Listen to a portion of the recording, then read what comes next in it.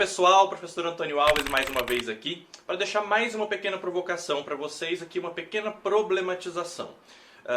E a questão que eu trago para vocês hoje é a seguinte: escola e religião, elas podem se misturar? Sim ou não? Qual que é a visão de vocês sobre esse assunto? Pois bem, esse é um tema que está presente ali dentro do nosso material de estudo, lá dentro da Constituição Federal de 1988, lá no artigo 19. Vou trazer uma situação hipotética aqui para que vocês possam analisar e discutir comigo. Eu aguardo comentários aqui no link do vídeo, ok? Vamos lá. Um professor que, por exemplo, se manifesta religiosamente, não importa de qual disciplina, seja de matemática, de língua portuguesa, de história, que se manifesta religiosamente, independente da religião que ele segue, dentro da sala de aula. Por exemplo, o exemplo mais comum, considerando a religião, a maior religião que nós temos aqui dentro do nosso país. Um professor que faz, por exemplo, a oração do Pai Nosso antes de iniciar a aula.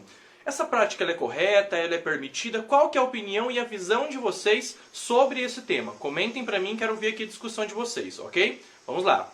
Bom, essa questão é uma questão bem prática, pessoal, que ainda está presente aí no dia a dia das escolas. Eu mesmo passei por várias situações onde fui questionado, já questionei colegas em relação a isso.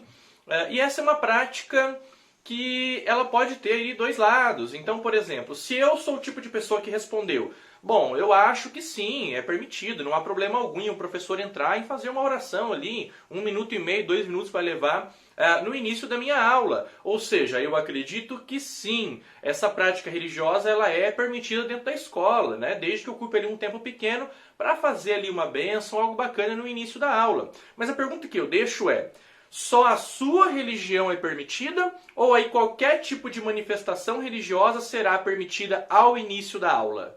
Exemplo, uma prática do candomblé vai ser permitida ali se um aluno quiser manifestar a sua religião, a sua crença? Uma prática do espiritismo, do budismo? Então essa é a pergunta que eu deixo. Apenas a sua religião ou todas as religiões poderiam manifestar-se? Essa é uma discussão muito bacana, pessoal. Por isso a gente volta lá para fundamentar, lá na Constituição Federal de 1988. E o que nos diz a Constituição Federal de 1988? Lá no artigo 19, ela vai dizer que é vedada à União, aos Estados, ao Distrito Federal e aos municípios embaraçar-lhes com as instituições religiosas. Professor, isso quer dizer o quê? Isso quer dizer na prática que o Estado ele não gosta das religiões e por isso as religiões não podem fazer parte do Estado? É isso ou não? Muito pelo contrário, pessoal. Quando a gente diz que o Estado é laico, eu não estou dizendo que o Estado não gosta da religião. Eu estou dizendo apenas que o Estado respeita tanto todas as religiões que ele não privilegia nenhuma. Então esse artigo vem para garantir que todas as religiões tenham o mesmo respeito. Agora, se o Estado vem e se envolve com uma ou com outra, ele está privilegiando uma ou outra. Mas aí você vai me perguntar: professor, o que isso tem a ver com o professor fazer uma oração lá dentro da sala de aula? Tem tudo a ver, pessoal. O professor, seja na escola pública ou na escola privada, ele é um representante do Estado. Ele é um representante dessa instituição e ele tem que seguir ali as suas regras, né? Então o professor em sala de aula, ele é parte daquele Estado. Sendo assim, ele não pode privilegiar uma ou outra religião. Agora, se ele for permitir que ocorra algum tipo de manifestação religiosa, vai ser difícil ele proibir que as outras também se manifestem, né? É uma incoerência, é uma grande hipocrisia desse professor nesse caso. Sendo assim, a fim de respeitar todas as religiões, é importante que a escola se mantenha afastada de certas práticas religiosas, a fim de realmente democratizar o acesso ao conhecimento sem privilegiar uma ou outra vertente teórica, ideológica, religiosa. Isso é sempre muito importante, pessoal. É desafiador, não é fácil, mas é importante que haja um esforço nesse sentido de respeitar, sim, todas as práticas, não se misturando, não se envolvendo com nenhuma delas.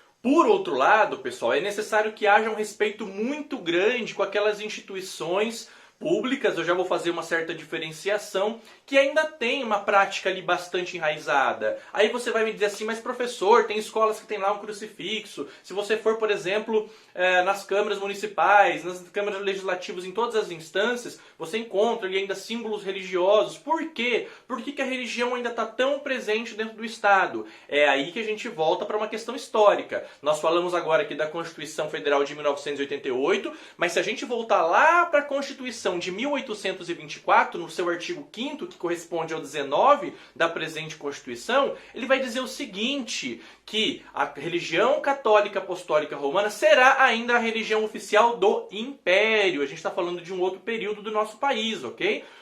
E nesse sentido, é fácil de entender que historicamente nós temos sim uma religião que prevaleceu e que formou a nossa cultura e que formou boa parte da nossa educação. E é necessário respeitar esse processo histórico, olhar para esses resquícios culturais que nós temos ainda hoje, de boa parte da religião ainda presente dentro do Estado, com muito respeito. Aos poucos, com o tempo, buscar superar tudo isso no sentido de respeitar todas as vertentes, mas compreender com muito respeito essa história que formou a nossa Constituição, os nossos documentos de maneira geral, a nossa educação, a nossa cultura, ok, pessoal? Isso é muito importante. Daí você vai me perguntar, mas professor, as escolas particulares também, né, são proibidas? Não, pessoal, é diferente. Então a escola particular, apesar de também estar submetida à Lei de Diretrizes e Bases da Educação Nacional, a Lei 9394 de 1996, ela tem ali algumas possibilidades que a escola pública não tem. Então, bem como existem escolas públicas confessionais, escolas cristãs, católicas, espíritas,